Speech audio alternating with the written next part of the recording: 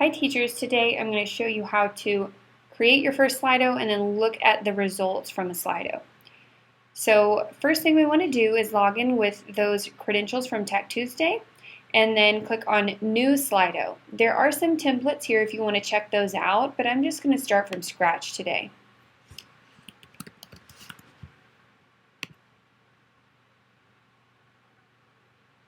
So in here, I think it's always nice to start with an icebreaker. A really easy one is using a word cloud, which you can see pop up over here on the right. So maybe I ask a question like, in one word, describe a volcano. And I just want it to be one really good answer, so I'm not going to allow multiple answers. I'm going to keep the profanity filter, and character limit is fine with me. And I'm going to go ahead and save that. Now maybe I want to add a different kind of question, so I'm going to click Create Poll right here. You see our first question is up at the top. Now I'm going to create another one.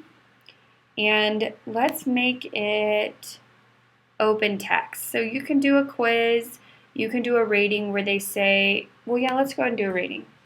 So I can adjust it to say I only want them to pick 1 star for I know nothing, 2 stars for a little bit, 3 stars for I know everything. I'll save that one. And then another poll that would be helpful might be an open text. So just saying,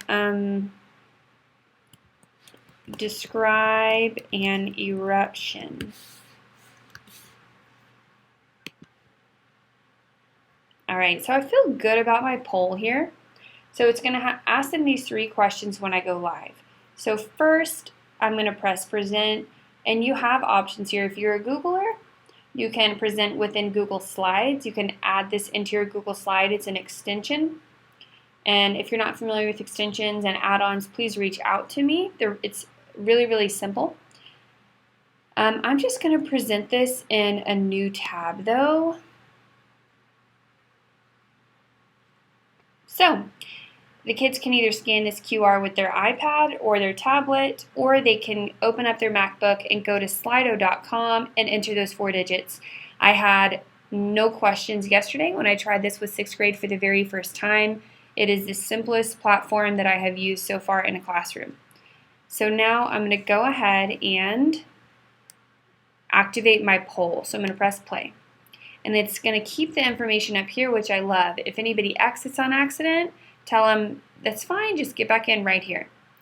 So it went to my second question. I'm going to click this arrow and go to my first one. In one word, describe a volcano. As they're doing this, the words pop up here. Then I'm ready for my next one. How much do you know about volcanoes? And we'll kind of feel that out, see where they're at. These are just questions to get them engaged. And then we get maybe more serious. So I say, okay, I want you to read through this article or read this section in your textbook or watch this video, and then afterwards I want you to answer this question, describe an eruption, and it's going to come up in here. So something I did with Miss Barron's class is I watched a video about volcanoes, and I said, while you watch this video, it's 4.5 minutes long, I want you to come up with one really great question that you're still wondering about volcanoes, a question that it makes you think of when you watch the video. And then they responded in the Q&A. So your Q&A is separate from your polls. So right here we're looking at polls, but we can click Show Q&A. So right now we don't have anyone in the meeting, so our Q&A is empty. I'm going to jump in and show you what the Q&A looks like inside. And again, if we want to jump back out of that Q&A and into the polls, click right here, and it goes straight back to that poll. And you can click which question you want to get to, and even add a new poll. So you can use this button or this button to add another question. If maybe you guys are in the middle of your lesson and you come up with something and you want to ask, you can just create it right there. I love that because some of the best discussions we have just come up in the middle of a lesson. All right, so let's jump over to the end where we look at our results. I'm going to show you from the questions from Miss Barron's class. So jumping into this one, the questions they came up with were really great and really impressed me and Miss Barron. We were really proud. So right here was the live poll. I asked them, how was your spring break? And I'm going to click this button, this one right here, to view the results. So the 3 dots, then view results. And you'll see these are some of the things they said. And they just got us talking and building that community piece before the lesson. And then we moved into what do you already know about volcanoes? So, you see these results are here on the right. And they said there are 3 types of volcanoes. When they erupt on islands, they make more land and have chambers of magma that build up pressure and explode out of the top. Obviously, that's a really good answer. Then even, this is Miss Sider's answer down here, they erupt. That's basically all I knew at that point about volcanoes. So these kids did a fantastic job, and before the lesson, they were really engaged, and they wanted to get a great answer up there on the board to discuss in class. So then this is about the time I showed them the video, and I said, whenever you have a question come up, I want you to write it in the Q&A. So your student's webpage looks a little bit like this. It has one that says polls, and it has a tab that says Q&A. So they click on the Q&A, and they can type in an answer, and the answers come up here. So you'll see all of these answers that came up, and then you can either check it, and if you check it, it approves it and puts it into this live section, and it shows on the screen in front of all the kids, or you can just decline it, get rid of it. So maybe if I feel like this is a really interesting question and this is where I want to go with the lesson, I might check it and move it to the right. Let's go with this one. This was a good one we talked about in class.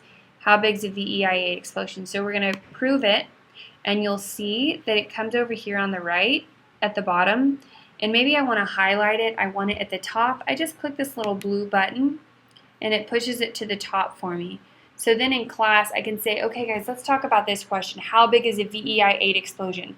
What do you guys know about this scale? And what do you know about a number 8 on that end of the scale?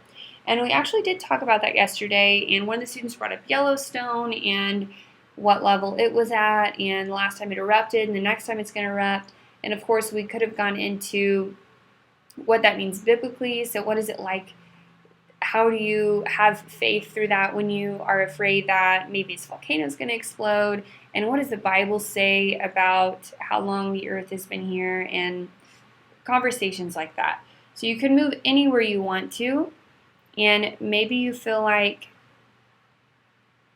there's an inappropriate question, you can always just press that X and dismiss it. And if I want to bring this back up later, you'll see that the polls stay in here. So even though my lesson's done, if I'm going to talk again about volcanoes tomorrow or on Friday, I can come back to this poll and I can present it again.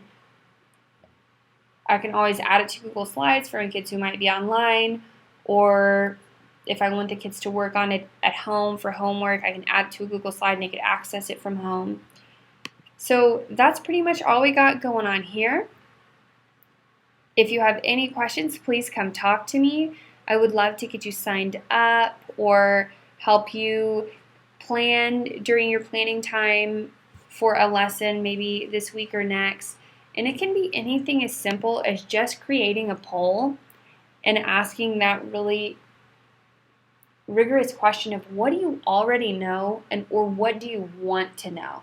Because that gets a kid thinking and engaged. And I mean, the room was just, the kids were just really focused and interested and really wanted to impress everybody in the room with what they were writing, even though they can write anonymously if they like or put their names to it. But I loved the lesson. I'm loving Slido. It is by far the easiest platform that I have used this year. Easiest for the kids. If they did have questions about anything on the site, they figured it out before I could get back to them. And then the one student who accidentally exit out of the program was able to just type it right back in and jump back in. No big deal, no interruption. I really enjoyed using this lesson, so thank you to Geeta. Again, please reach out with any questions. I am so much more than happy to help. See you guys soon.